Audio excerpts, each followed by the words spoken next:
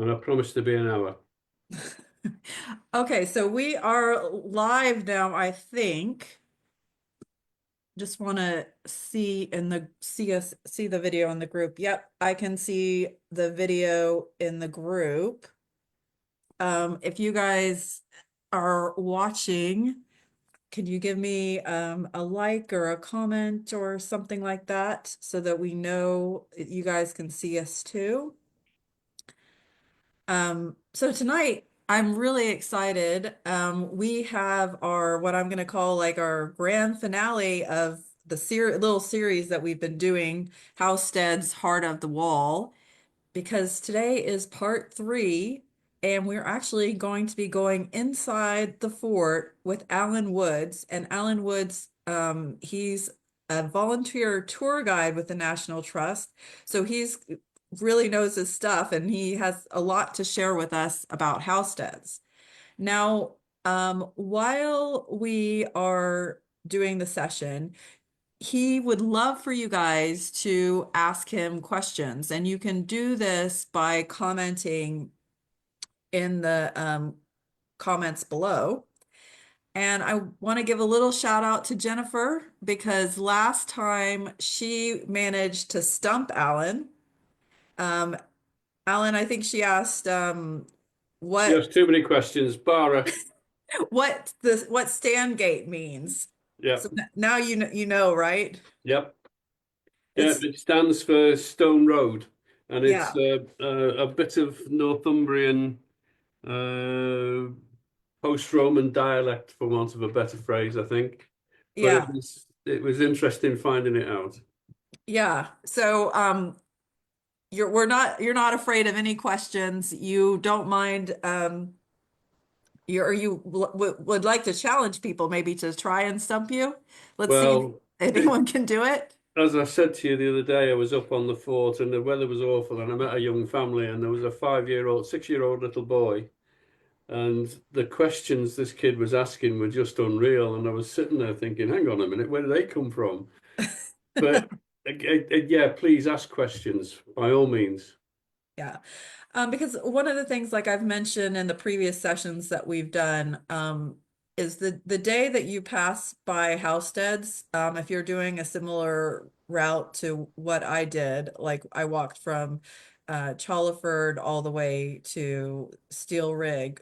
Um, there's already Chester's to see, and then Housesteads is kind of close to the end, so you might not have that much time to explore Housestead. So it's a good chance for you to learn more about it now and ask your questions. So I guess with that, we can go ahead and get started. Yep. Okay. In that case, I'll not bother to go through the introductions again because it's just repeating myself. What we've done though, the last two sessions is we've took a look at trying to position the fort in terms of the local politics, if you like, so the different tribes that were in place in and around the wall and so on. And then the second one was about walking up to the wall, or up to the fort rather, with the aim of trying to get people to see the benefit of instead of just walking up or walking around, stopping and taking a look and taking an eye and just spending time to study the land, because once you do that, you start to understand that there is a lot going on, like the Stone Gate. It is a matter of all of the forts have the same kind of story to tell. And what we're now going to do is I'm going to take you through the buildings inside the fort, okay, and throw in a few bits and pieces of stories and all the rest as I'm pottering around. All right. First of all, when you get to the fort, you come up, walk up the hill. You get to the south gate because that's where the entrance is, and the south gate is just here where my cursor is moving around.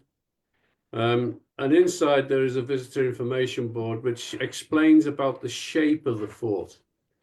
Now, the shape of the fort is quite important because once you understand the shape of the fort, then each of the Roman forts pretty much in and around Hadrian's Wall are all laid out the same kind of way.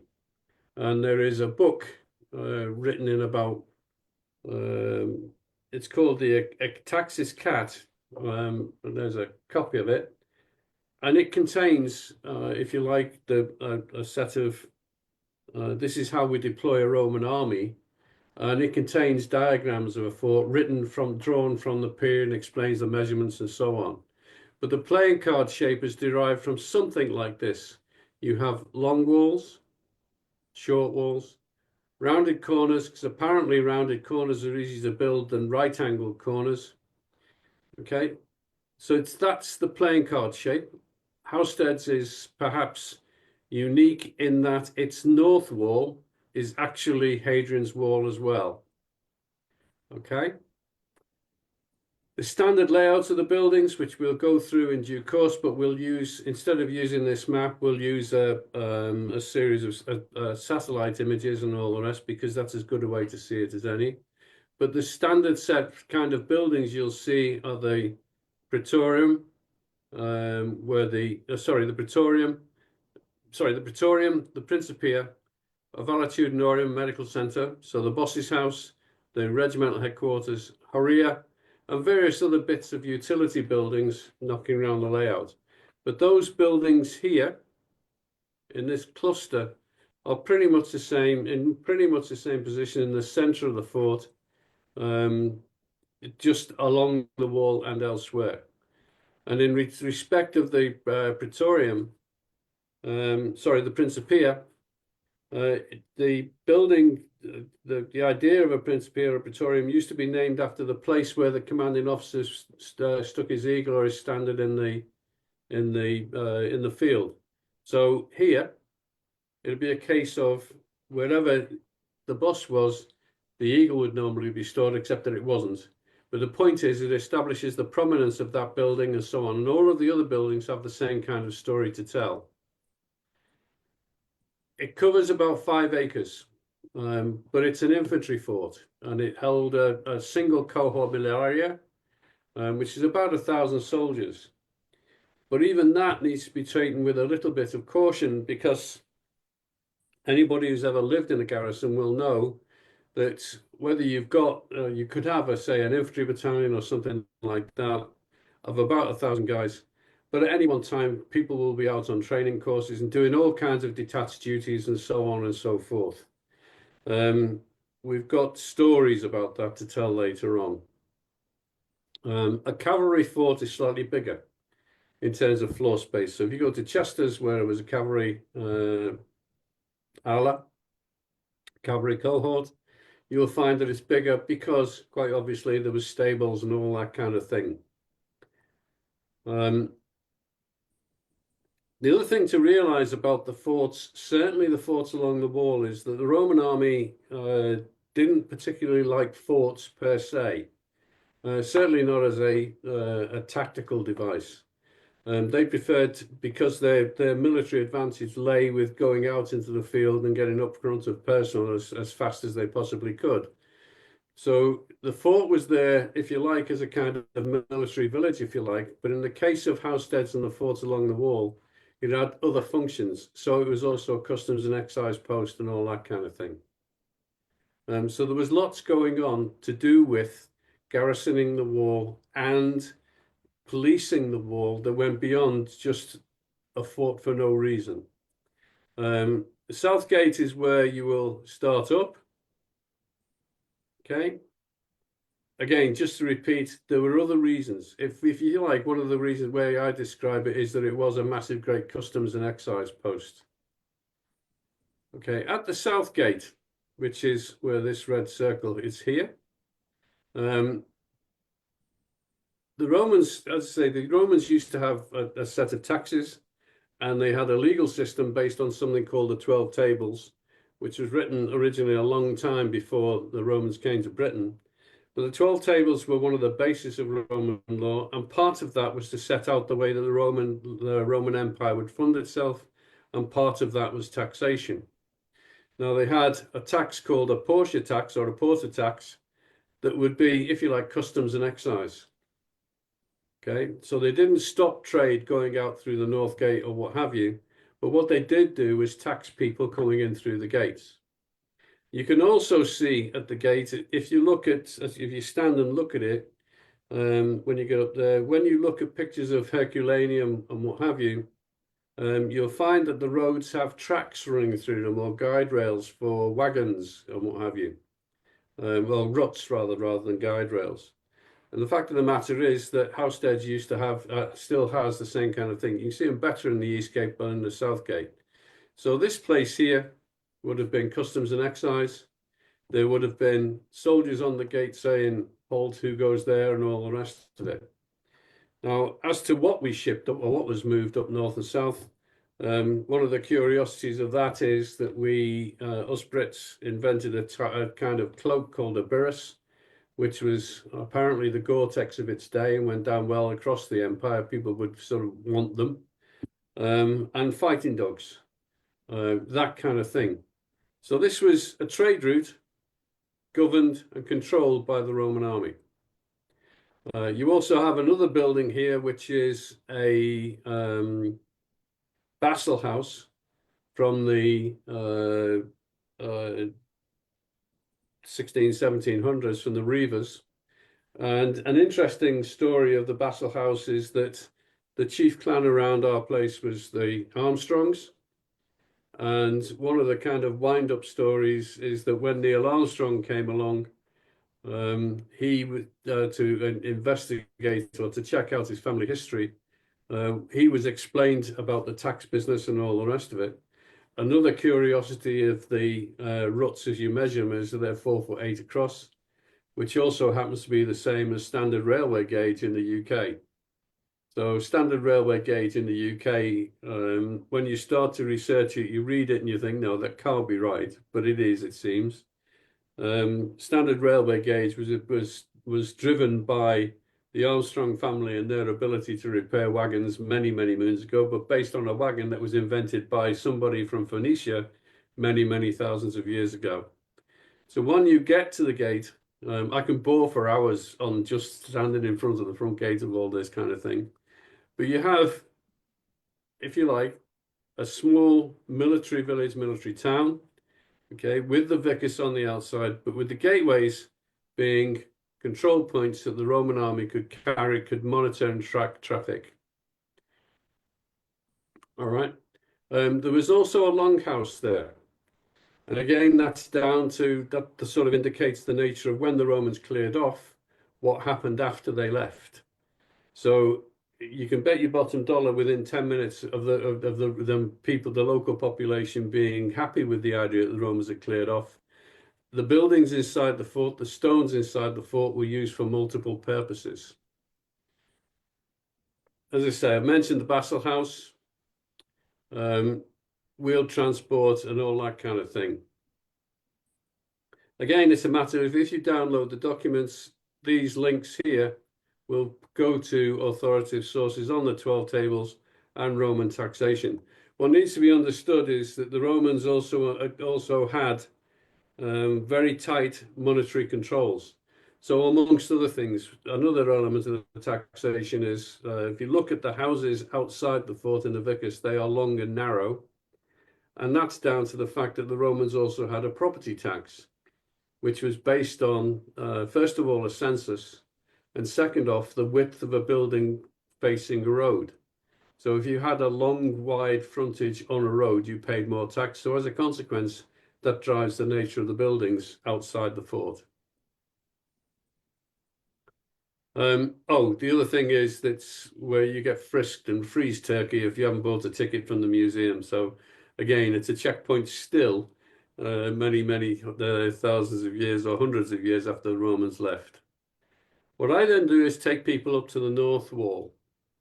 Okay, and the reason for that is when you get up to the north wall, I make people stop and look and do a 360 look.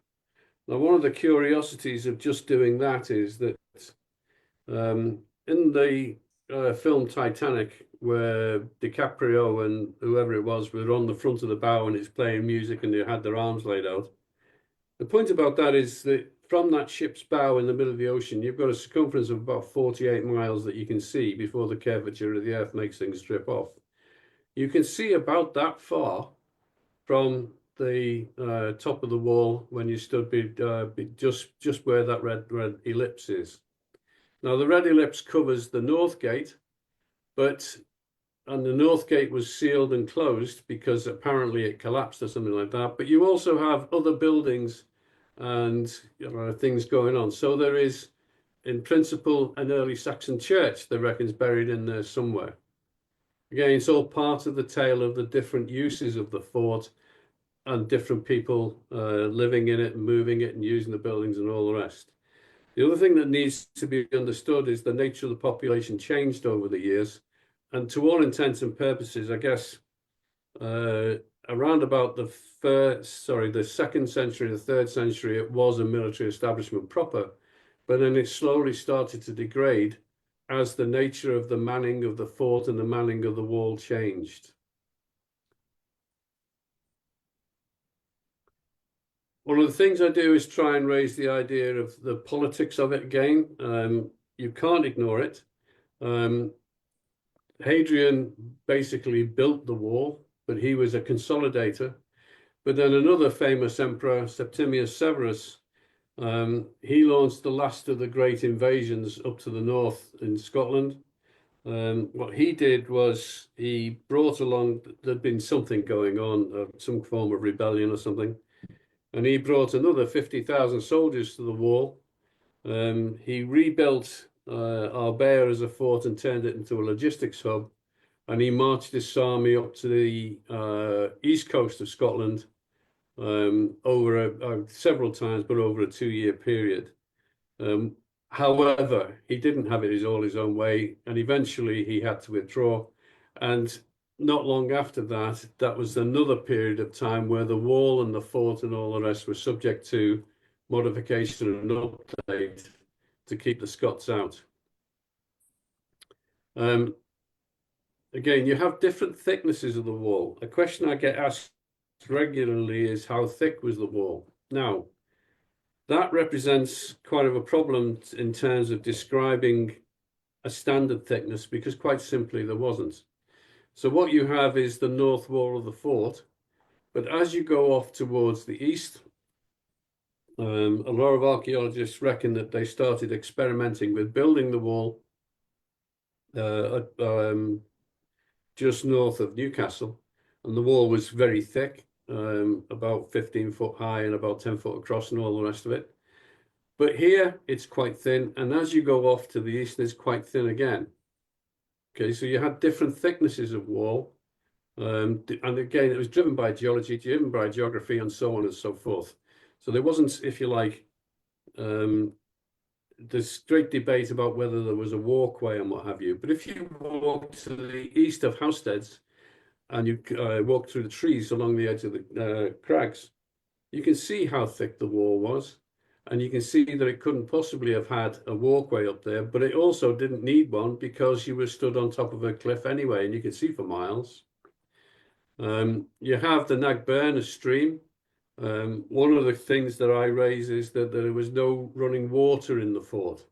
The nearest water was the Nag Burn, but that too influences the design of the fort because what the Romans did was Romans were expert at sanitation. One of the governors, a chap called Frontinus, for me, arguably, he is one of the most influential of Romans because he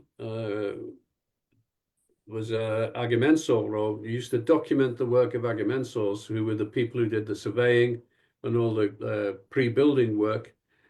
And his manuals, if you like, about what the surveyors did, he wrote several, became, if you like, a standard, this is how you build stuff book for many, many centuries after the Romans left. Again, to reiterate, you can see 360 degrees, and you can see up to the 48 miles away, which is why I wander around with a compass and binoculars and all the rest. There are some associated decks with this. Again, if you email me, or if I'll send to anyone who asks. But there's nothing here by accident. Okay, this tower here was a tower when before the fort was built, but it was knocked down. So there's a whole pile of things just in the wall, just on that little bit there. Okay, the next place I point out is the Principia. Now, the Principia was, if you like, the regimental headquarters. You have this kind of building in every single military establishment, in every army, anywhere in the world. In other words, you have barrack blocks and all the rest, but you have a headquarters where the commanding officer lives and runs a unit from. So different rooms and different bits and pieces you can see here, but this little room here is a little sort of square box. You can see a better one in the at Corbridge because it was the strong room where the soldiers' pay was kept. Now, one of the interesting things about the soldiers' pay was the bloke who managed the pay was typically the standard bearer, the aquilifer or what have you. And the beauty of that is if you are going to demand or require protection of the standards, whatever it is, and if the bloke who's also carrying the standards runs your pay, then you can bet your bottom dollar that the bloke who's going to be absolutely safe on any battlefield is the one who's carrying them both, that kind of thing. The next room, this end is called the Aedes. Now, an interesting thing about the Aedes was a kind of a temple, if you like, or a mini temple, which is where they stored the standards, plus images of the emperors and all of that kind of thing. Now, there are so many things of interest just in that little room. It's unreal. One of them is that there was something called the Antonine Plague. Now, the Antonine Plague was, if you like, a death plague, a series of disease caught from the Roman court, possibly by the Roman army. Okay, brought back by the Romans when they went heading off towards Parthia, taking on the Persians. But it spread across Rome and caused millions of deaths. Now, we know at one point that there was a plaque in here or a Roman inscription in here, but it is curious because the wording of it is precisely the same as 9 other, or at least 9 other similar inscriptions spread across forts across the empire, put in at the time of Marcus Aurelius as an emperor. And basically, it's a plaque that says to pray to the god, one of the medical gods, to look after the soldiers and all the rest of it. So again, this is all in there, in all cases of links across to different parts of the empire and what have you, different forms of communication. Because in order to get that plaque here, then it's likely that Marcus Aurelius will have issued a general order to the effect that these plaques will be put up, etc., etc. Regimental funds, the Aedes, and it would have also been the comms center. The Romans had a thing called the cursus publicus, if you like, if you're an American, it's a bit like the old Pony Express, a postal service, but it was a military postal service. However, a military postal service that was open to the wives of the commanding officers of the forts and so on. But that was the place where the wagon you can see here would have trundled up the hill, gone there, they'd have gone up to here, dropped the mail off, picked up other mail, and moved off around the fort and moved off to around the other forts and walls to handle comms. There was also this going on. Okay. When I was a soldier, one of the things I used to hate when I came in the barracks on the Monday morning was the looks on my soldiers' faces, because the looks on their faces generally told you when they've been getting up to something that perhaps they wouldn't have. And what you've got here is another ancient military tradition stretching back 1800 years or more, is a line of soldiers being spoken to rather sternly by a centurion probably, or the prefect, with one of the optios acting as a sergeant major. And you've got 5 soldiers there, one's got a broken arm, and you can bet your bottom dollar they're all denying all knowledge of doing anything. Okay. Right. There was also something else that went on every year, regardless, and that was called the Sacramentum. The Sacramentum was an oath of allegiance. Again, anyone who served in any military will know that when you join the military, you swear an oath of allegiance to God and Queen and country and what have you, but it has to be reaffirmed from time to time. And the Romans did the same kind of thing. And what would happen is the Sacramentum was reaffirmed on the 1st of January each year. So there would have been a formal parade, and the formal parade would have been a march out of the standards, paraded in front of the soldiers. And then, according to Vegetius and something, it would be one soldier from each uh, tank group would reaffirm the oath of allegiance, with all the rest of them saying Ave Imperator, sooner than do it soldier by soldier. So it's quite a key building inside the life of the fort. It was also the place where the commanding officer would give his orders for any big events that were coming off, whether it was deployment and what have you. Now, again, it's a matter of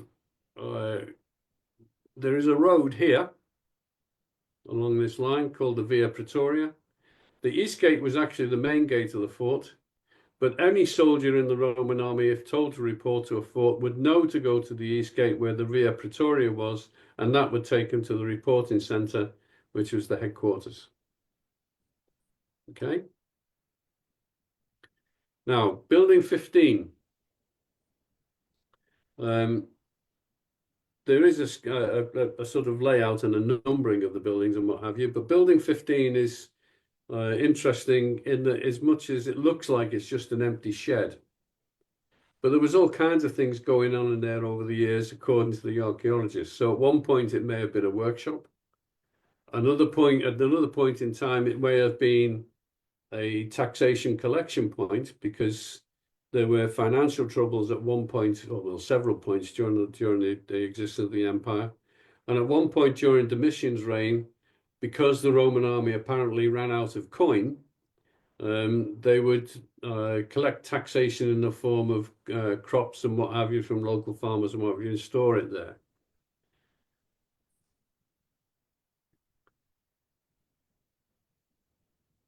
There was also the bathhouse at the end. Now the bathhouse, they don't know when it was moved in, but at one point there was the bathhouse was originally on the Nagburn to the east of the fort, but it was brought into the fort for whatever reason. We just don't know.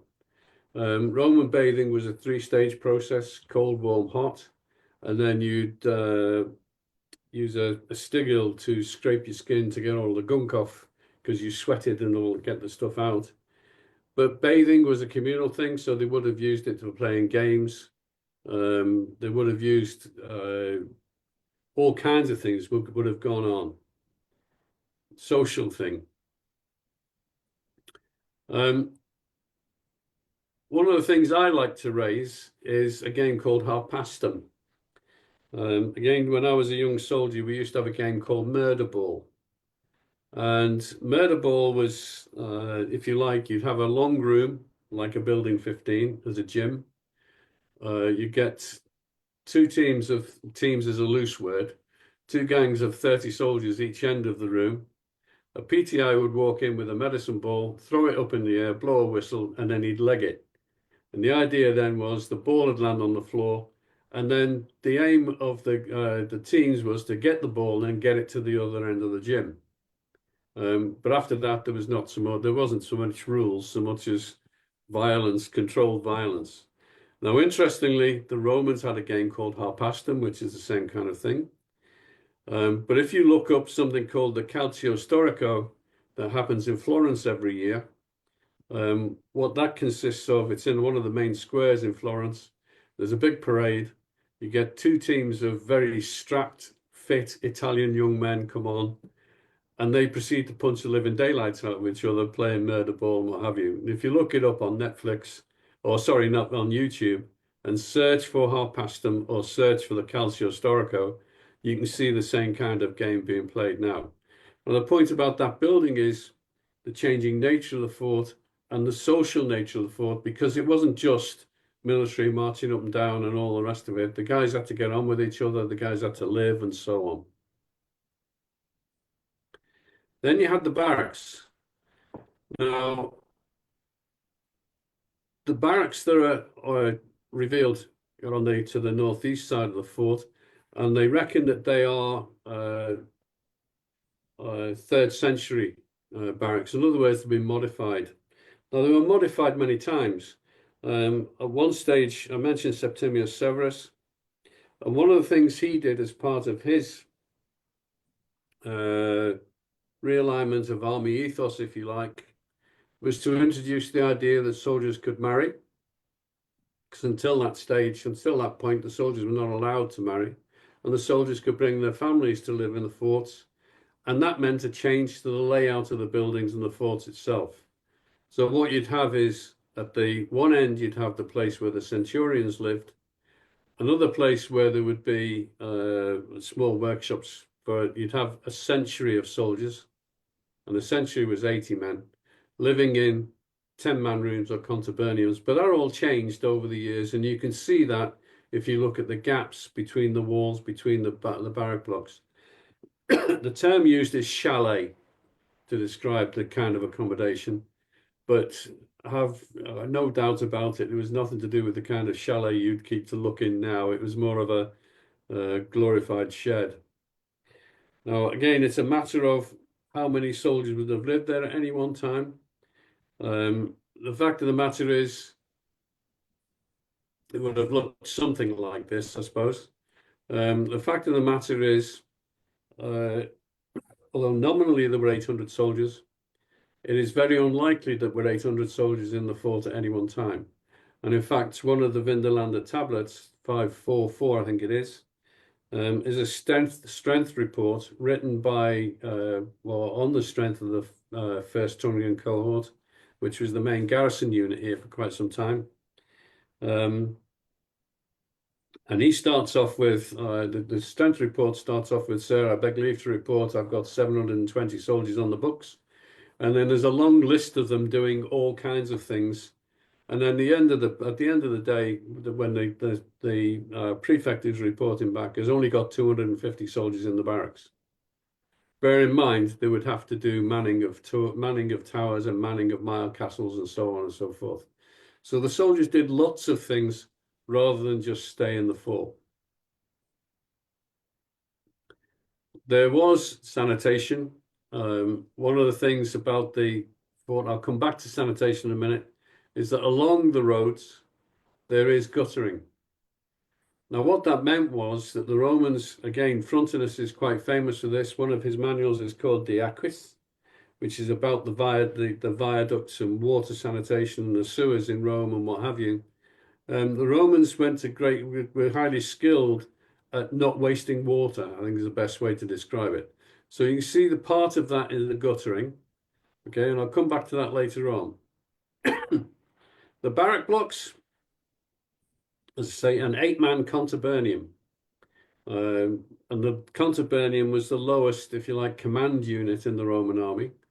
And it equates nowadays to a rifle section. When I was going to Norway, learning and teaching Arctic survival, we used to live in 8-man tent groups too. Nothing changes very much. And a contubernium, the barrack block should have under command of a centurion, but with an optio as a sergeant major and what have you. There are a number of centurions who are quite famous. One of their badges of rank was a vitus, a kind of pole, if you like. I walk around with a pole when I'm walking, or a stick. And the centurion in particular, we only know his nickname, which was "Pass me another one." And basically what he used to do was, as he was walking around the lines and all the rest of inspecting his soldiers, making sure they were not getting up to or doing what they should be doing, if he found them doing something wrong, he used to beat them till his stick broke. And he'd look down to the optio and say, "Pass me another one." That went on for quite some time until his soldiers rebelled and tuffed him. Again, tablet 154, sorry, gives a strength report. There are other strength reports knocking around if you can find them. I have a list. But again, it's a matter of the soldiers were doing more than just the soldiery stuff that people seem to expect. They would go out and trade with local tradesmen. They'd do hunting runs and all of that kind of thing was going on. So it was more than just standing guard on the wall, etc. Um, if you go to Arbea in South Shields as a fort, look it up. If you want to, and you're feeling sad and bizarre, they've got a barrack block there. You can go and pretend and look at where the soldiers lived. But basically, it was a two-part accommodation that you can see that in the floor of the buildings in Housesteads. The first part would be a utility room where you store your weapons, armor, and all that kind of stuff. Come in after a hard day's patrolling, hang it all up. Get some food, some hot food, which would have been cooked by one of your mates. And then you'd be in the back, crash out for a couple of hours, and you'd be sleeping on bunk accommodation. Right? Quite crowded, quite cramped, but then you take into account that the Roman soldier was a little bit shorter than we are nowadays. And it wouldn't have been that bad, but then they wouldn't have known any different either because that's what they were used to. And actually, when you compare to living in the field, this was quite luxurious accommodation, I suppose. Okay. The fort has its own ration stores, Horea. It looked like that. Let's get all these out now. The point about the fort as well was that it was logistically independent. In other words, it had enough food and military equipment and repair facilities and all the rest to be able to keep itself going for about 30 days easily. All right. So if it was laid siege to, for instance, and for whatever reason it couldn't get supported by any of the other units on the fort, which would be extremely unlikely, the soldiers could look after themselves and feed themselves based what was in the fort. But that too means, how did they get it there? Well, what it means as well is that they had access to a sophisticated supply chain that, if necessary, stretched all the way back to Rome. So in principle, the unit here, the First Tungrians or whoever else was here, could apply for anything or ask for anything, and providing the unit could afford it, then they could get it from Rome or anywhere in the empire to here in a relatively short period of time. That logistic independence was something else that nobody, the Brits and all the rest, had no idea of. Okay. There was also a guy who was the rank in the legions is Praefectus Castorum. Any again would understand the name quartermaster or the word quartermaster. That was his job, to look after the fabric of the fort and maintain the fort. So they had an officer who was a logistician, who was also highly skilled and also a very, very senior soldier. One of the interesting things that tends to sort of throw people are these stones on the floor. Now, the point about that is it's not a hypercaust or underfloor central heating. The purpose of these stones on the floor is that there would have been boards laid across, floorboards laid across, and all perishables would have been stored in a ground floor. Yep. And the point of those floors is you've got holes in the wall along here, and what that did was provide ventilation to keep the perishables fresh. So they understood all that kind of thing. It wasn't just a matter of it's a shed and we'll put it in. And Albea, as a fort, had enough storage capacity to supply the 50,000 men of Septimius's army when he marched north into Scotland. So they understood logistics. They understood the nature of supply chains. They also, of course, understood accountancy. Okay. The other thing about it was food was, if you like, a disciplinary weapon. So if a unit was particularly bad at something, then part of the punishment may have been the use of food and being served food of lesser quality or stored food of lesser quality than the guys just down the road. So again, the incentive was for the soldiers to perform their duties because they get their 3 square. The medical center. Now, the medical center is a fascinating building in its own right, which is joined up to the rest of the fort.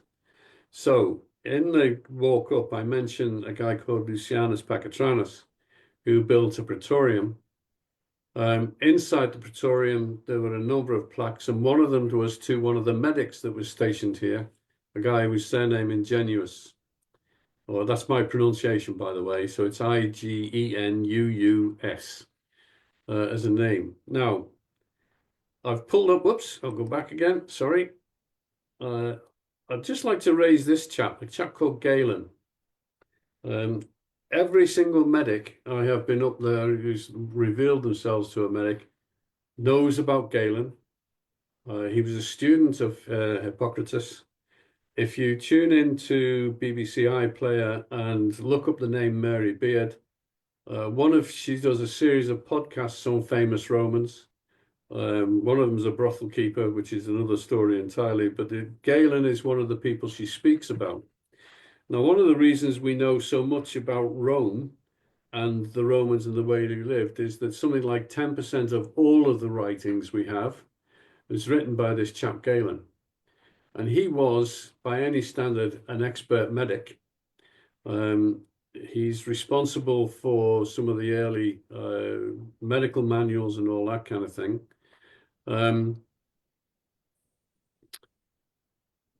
And it's a case of a couple of the medics from our guys from the forts got their names mentioned in Galen's books.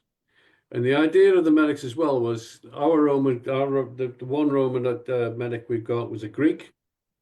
And the story behind that is loosely, the Greeks were seen as, if you like, the people who knew about science and knew about medical matters and all the rest better than the Romans did. Galen came to Rome early in his younger years, and the Romans cottoned on to the idea of recruiting Greek medics because they knew more. So our medic was a Greek. He died when he was 24 or something, but he was a Greek and he was typical. And he would join the Roman army, but he'd get an honorary rank equivalent to centurion. And part of the beauty of that was that if you join the Roman army, you've got access to medical care pretty much from day one. So you didn't just get your three square, you got your medical care, you've got looked after medically, which was something that you just didn't get outside in the world. When you start to look at the way the medics operated and all the rest of it, one of the things that you discover early on is the nature of Roman medical instruments. Because you have, once you start to research it, you have all kinds of stories from Galen's work and others about the nature of operations and what have you. Now, the Roman medics had a particular problem in that they weren't allowed to do autopsies on dead people. So what they would do is do it on monkeys, tigers, anything you like. But they invented of necessity, because they understood the nature for complex surgery, they invented medical instruments and built medical instruments like this. And part of the story goes that somebody took a whole pile of these medical instruments, made bright, shiny aluminium copies, took them to a surgical training hospital somewhere in Europe somewhere, and asked one of the professors of surgery whether he recognized any of the tools you can see there. And he opened a cupboard and started pulling out modern equivalents and started laying them alongside. So these things indicate quite sophisticated surgery, albeit without anesthetic, except for this. When I was told the Romans didn't have anesthetic, I thought, well, no, that can't be right. So I decided to research.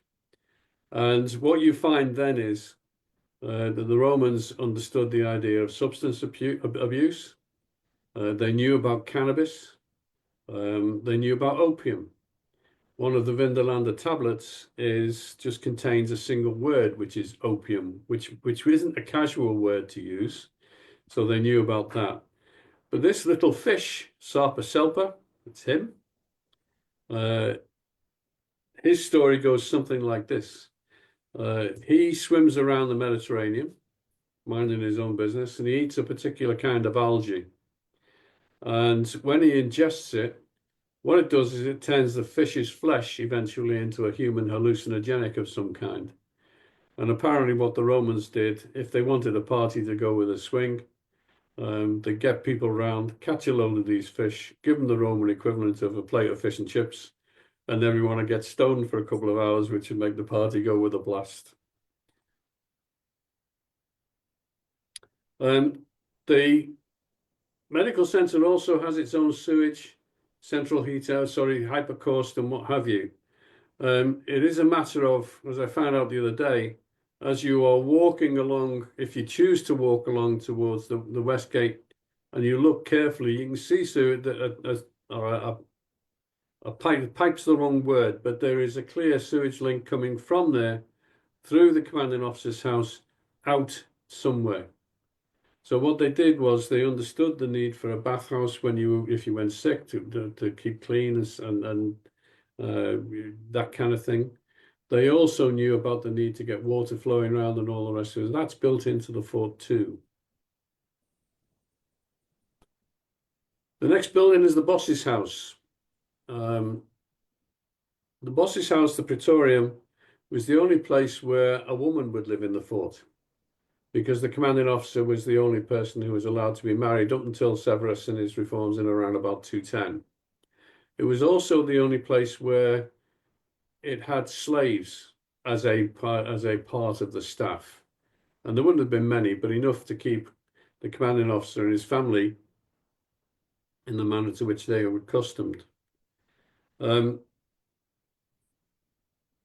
Typically, the commanding officers here would have been what's called an equestrian. So if you take a look at the structure of Roman society, you had the emperors at the top. The next step down was the senators, and the Senate had nothing to do with democracy, or it's a very patrician organization. You could buy your way in if you were lucky enough, you had enough money. But the equestrians, in order to progress, would have to generally, as they are more ambitious, would have to demonstrate some kind of military prowess. And they'd look to come to places like this eventually to command a unit of some kind. There were also changes in the way that the auxiliary units were recruited, in that the Peregrini, the citizen, if they wanted to join the Roman army, under some reform or another, didn't have to necessarily join the legions. They could join an auxiliary unit and rock up wherever they were. It is possible that we had an emperor as the commanding officer here, the Emperor Pertinax. That's him there. And Pertinax's story goes loosely. He was a school teacher, a grammarian. He didn't like it very much. He decided to join the army, and he excelled at being a soldier, and he worked its way through the ranks and what have you. He was stationed with the 6th Legion in Corbridge for a time and in York. And there is a single inscription, the wording is there, that basically says he was a prefect, in other words, the commanding officer of the 1st Tungrian cohort, which was stationed here for a very long time. So he would have lived here with his wife. Now, his story then is, once he finished here, he went back to the 6th Legion. Then he was moved off to take command of something else. And he did an awful lot of very good generalship in Dacia, Parthia, and what have you. In the year of the 5 emperors, he emerged victorious of those 5 years, and he went back to Rome and was made emperor. But he was only emperor for about 10 minutes, but 30 days to be near exact. He did something to annoy the Praetorian Guard, and the Praetorians stopped him. But by all accounts, he is one of the more professional, if you like, Roman soldiers to make it up to the rank of emperor. And the Praetorium was well equipped. One of the more curious things about the Praetoriums, if you look at them and their design, is that there were a few yes dear moments. So what you had is different legions building different parts of the wall, and different legions would apply the design but modify it. But because you had the wives of commanding officers living in there, they would say, well, I don't like this here, I don't like this there, can we move it, can we do that, can we do the other? So all of the Praetoriums are slightly different, a general design, but nevertheless slightly different. What you also have is the famed Roman underfloor central heating, a hypocaust. And the hypocaust you can see in the fort is just about here. The boiler room would have been here. And you can see a channel going right the way through the Praetorium.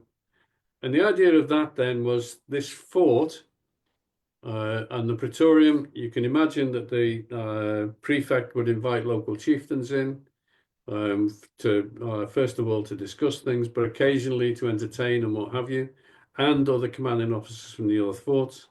And part of the subplot for this place is, look, if you join us and you become Roman, then you too can own a place like this.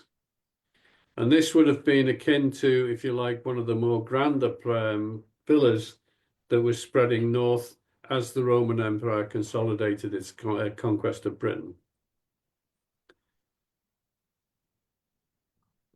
Okay, the final step on my tours is to go to the loos. And again, it's a matter of, I'll just pull this stick out just to sort of scare people. It's actually quite funny. But we've got the oldest still flushing loos in the UK. Basically, what you have littered about is the water tanks and what have you. There is a 35, when in its day, it was a 35,000 litre water tank here. Going to the loo was a communal affair. And the story behind these sticks is the word xylospongium, if you look it up. Demonstrating a xylospongium and a force 7 gale is something of a black art. But basically the idea was, as you can see in that picture, is that there are two bowls, there and there and there and there. Okay, going to the loo was a communal thing. It wasn't lock yourself in a cupboard and sing to your heart's content for about 20 minutes. And you go in with one of these sticks, and there is some debate about whether they are personal or whether they were communal. But communal is more fun because there would have been a container with vinegar or something to keep these. You pick it up that way, all right? So you pick it up like this, go into the loo, do your number ones and number twos, and the seats are round holes with slots. At the front gate of at the front of the visitor centre, there's one you can practice on if you want. And then you get your xylospongium, do your number ones and number twos, wipe your bum with this, stick it away from your face in front of your mate's face because you didn't want to smell what you'd just done. Okay, and then you go out, and then hopefully you put it back into the bucket containing the vinegar or what have you to then swish it around to clean it. Okay, if they were communal, and if you didn't, and you put it in that way. Okay, then the next one coming along would grab it that way up with everything that that implies. And it's a case of one of the other ancient wonders of the Roman world is grabbing the wrong end of the stick, which is where this is supposed to have come from. And one of the pleasures of doing this is getting a 6 or 7 year old, typically a little boy, to demonstrate the use of a xylospongium and then watching as his mums and dads try to pretend not to look horrified as they all get carried away with it. Great fun. And there's a xylospongium. Again, this is quite a posh one because it's got sponge. It is unlikely that there were xylospongiums in and around Housesteads. So what they would have been made of is moss and what have you. But the point about that is that the fort again was self-contained logistically in as much as it had loos. And within the immediate area of the fort, it would have been the only flushing loos for miles, probably. Getting the wrong end of the stick to repeat. Now, on the western side of the fort, you can see that there are large grassed areas. And what that indicates is the nature of changing archaeological technique. These were the original barrack blocks, and these buildings here were probably excavated by John Clayton, the guy I mentioned in the last deck. who is basically the savior of the wall, if you like. But these buildings have all been excavated, but they've all been covered up in order to preserve. And that's a common tale across the piece. Um, on the western wall of the fort, there is an oven or a partially excavated oven. And what the Romans used to do was bake their own bread, uh, all of that kind of thing. In my day, when I was a soldier, the bloke who could cook was the bloke who cooked, and he did nothing else, and we made sure and looked after him. It will have been the same for them. So there are ovens and other utility buildings scattered around the fort.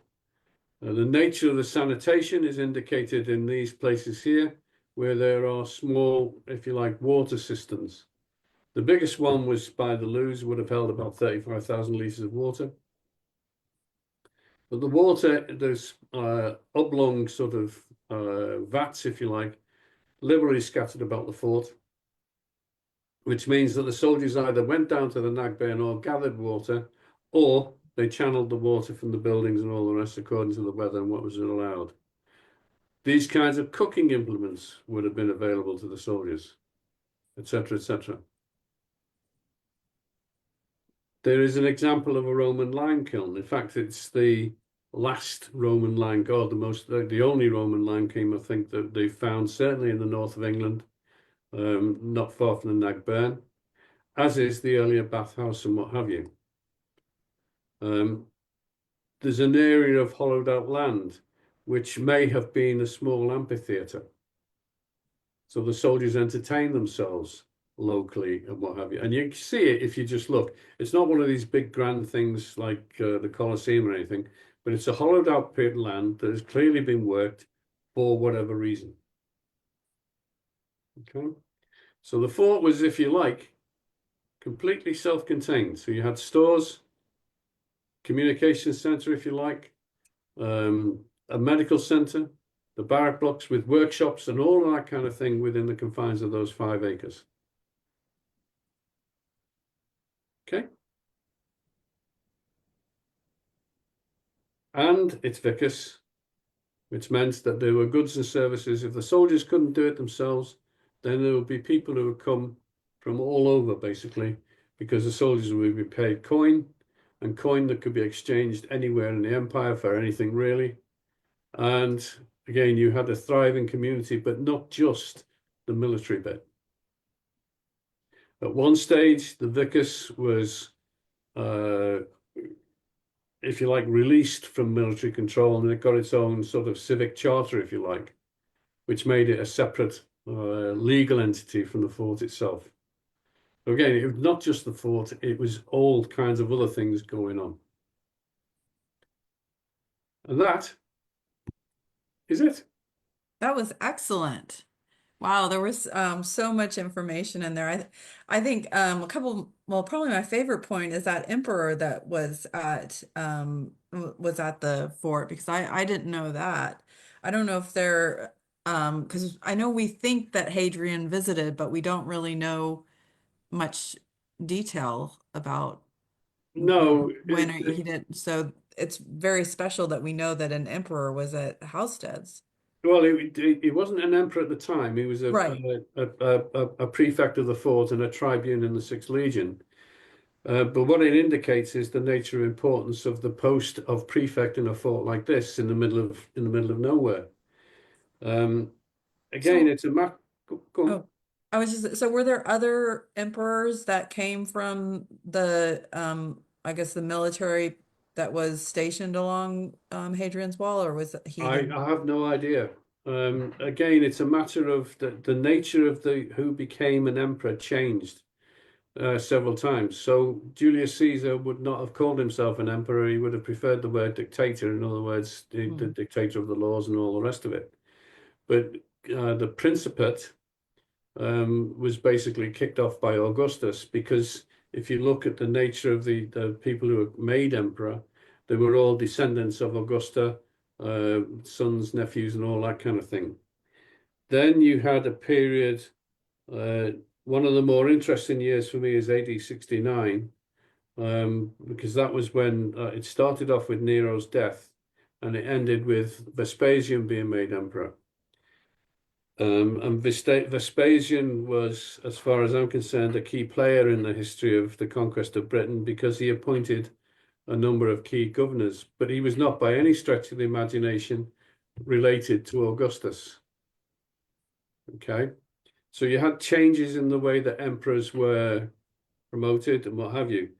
Septimius Severus is a case in point. That he's described as the son of a slave, and he actually was in that uh, he was born in North Africa. His father was a slave. He was freed, but he made friends with some key players and he got his son into the army and so on and so forth. So there was lots of them came to be emperor by different means, fair means and foul. Pertinax, uh, Septimius Severus was a fan of Pertinax. Um, Again, it's a matter of how they became emperor. You need to find out and pretty much on an individual basis. Whether there was any emperors coming across the wall, I've got no idea. And that's made reinforced by the idea that at the moment in Carlisle, there is a dig going on at Stanix, and they are finding roof tiles marked with some kind of imperial marking. They've also found some big sandstone statues of various gods and what have you. Now they reckon that they were there for from Septimius Severus' time rather than Hadrian. But then Hadrian is credited with building the wall and the fort, except that the fort at Carlisle might have been there for a long time beforehand by virtue of the fact that when Agricola built the stone gate, there were forts at either end across the country, and Stanek, the Carlisle fort, was one of them. So you've got all of that kind of thing that's going on that you've got to try and figure out. So it was just a coincidence that Pertinax happened to be um, a tribune in the Sixth Legion, probably looking to get his first senior command post of his own. Went to Housesteads and spent a couple of years doing whatever it was he was doing there. Very good. Yeah, if you have any questions, feel free to add them into the comments. Or if you're watching this later, you can put it in the comments as well, and Alan will answer them. The other thing I was going to add is you mentioned about Arbea, and we did go to Arbea not as part of our Hadrian's Wall walk because it is a little bit further out than Hmm. it's further east than Wall's End. Yep.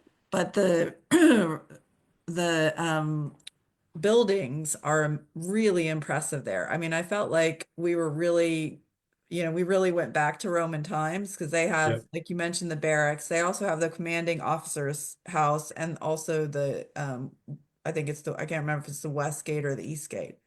But the commanding officer's house feels so luxurious. Yes. And then you go into the barracks and you just the contrast is quite something. But you mentioned that, the barracks were better than what their conditions would have been in out in the field. But how did that kind of living situation compare to the people that lived in the Vicus? Right. There is just to the east of Housesteads, there is a place called Milking Gap. Um, I'll send you some images of what they've got. I'll do that later if I may. But basically, what Milking Gap is, there was an excavation carried out in about 1932, I think. And what they found there were three roundhouses. Um, and they were, if you like, a small enclosed community, but they were roundhouses with like teepee roof kind of things, round roofs. Um, they were okay, but they were nothing like the kind of facilities that there were in the barracks. Now, again, it becomes a matter of Uh, Another part of that story, though, is this. If you look at the nature of the consolidation of the conquest of Britain, and what you see is the rise of the villa. So towards the south of England, um, you have villas. They're being found not quite every day, but quite frequently with nice mosaics and the kind of luxurious accommodation that you're referring to. But it never quite got as far as Cumberland. Pardon me. Um, so what you had was, as the Romans consolidated, so then you had better living conditions, so then you had better buildings being put up and what have you. You can see that in York as well, which is about as far north as the Romans got to be able to consolidate to that level of confidence. Okay. The only villas you'd have found anything like it would have been inside the fort. And again, as I mentioned earlier on, part of that is, look, you can live how you like, it's your business and what have you. But if you too can have underfloor central heating and all the rest if you become like us. Having said that, one of the great sort of myths for me is the nature of the sophistication of British society outside. Now, to the victor comes the spoils, and part of that is the nature of the descriptions of Brits and the way they lived. But that's because the Romans wrote things down, and arguably the Brits didn't. But nevertheless, there were quite sophisticated societies outside, which those houses can show, but as can the the word is oppidea or an oppidium singular, but the hill forts and all the rest were actually closed, sort of defended societies, communal societies, but quite sophisticated lifestyle going on, considering the kind of living conditions they had anyway.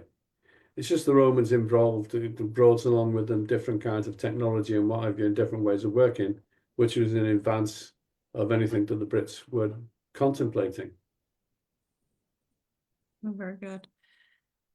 Yeah, so I don't see any more questions. But Alan, I just really wanted to thank you. I think this series that you've done has been really informative, and I think it's going to help a lot of people get a lot more out of their Hadrian's Wall walk because it's, as we know, it's not just a beautiful walk. There's all the history, and it takes a bit to understand all that. So Yeah. yeah, it would have been, I would have loved to have this kind of a video series before I go on, before I went on my first walk. For me, the again for just to stress, for me, the emphasis on this is to try and get people to look and study it a bit, as opposed to just what I know people are generally knackered and wet and horrible and all the rest of it. But if you do sit and look, you can start to see that there was something quite sophisticated going on. Even if you look at just the road layer, the levels, the numbers of roads or the layers of roads back from the military road that connected the forts to the Stangate, and then further back still, you've got some sophisticated logistics management going on. There's no other words to describe it that are just super. And way ahead of anything that the Brits had. And so on. Even the Publicus Cursus, the Pony Express, because what that had was a series of mancios. So you could get it and high-speed riders and all that kind of thing. So you get mail to Rome in relatively quick time, and so on. So what they had was it isn't just the military bit; it's also the, if you like, the social economic element of it as well that needs to be deserves more respect and consideration than I think it gets. Certainly after Gladiator. Yeah, and I think a lot goes to all the different coincidences, as you call them, Yep. from Roman time to today's time that people probably take for granted. Yes. One of the stories I was told by one of the ladies in Vindalanda was made me chuckle. And I may have mentioned it before, but one of the things that happens is the British Army does leadership training. And one of the things they do from time to time is to get young soldiers to learn leadership, to make them do the Hadrian's Wall path. Mm. And they don't do it at a nice walk. For them, it's a race kind of thing. But one of the things that at Vindolanda they told me was occasionally what happens is they get a bunch of young soldiers in to the Vindolanda, to the Roman Army Museum, and inside the museum there's a big sort of display of the breakdown of a Roman legion, and they stand the soldiers in front of it, and the directing staff stand behind them, and the directing staff say to the young soldiers, "Go on, tell us what's going on." And the young soldiers can pick out who the senior officers are, who the units are, and all the rest of it, because the Legion is drawn up to parade in pretty much the same way that they would do nowadays anyway. So for me, it's a matter of there are so many coincidences and so many things. It's just unreal. Yeah. And in the Monty Python film, where what did the Romans do for us? I'm quite happy with the idea that the only thing they didn't bring with them was loo paper, hence the xylospongium, and an Xbox. Everything else they had one way or the other. Great. All right, I don't see any questions in the comments. Well, I'll keep an eye on that and make sure that we get back to anyone that does have questions. But hopefully you guys enjoyed that as much as I did. And thanks again, Alan. We really appreciate it. That's okay. I'd say every Thursday, or most Thursdays, I'll be up on the wall if anyone wants to come along and have a chat and all the rest. I'll So regale them with more stuff. yeah, so what time are you there on Thursdays? Well, this week I'm here. I'm there tomorrow afternoon from 1:30 on. But most Thursdays I do two tours. One it starts at about 10:30, and the second at 13:30. Okay, great. And then I just do basically the slide deck, but with a bit more detail and a bit more Scouse humor. Yeah, and then people can see the actual fort and not just look at the satellite images. Yes. Yes. And they get the joy of climbing up and down. Yep. Yep. Great. All right, thanks again, Alan. No Have a worries. good night, everyone. Oops.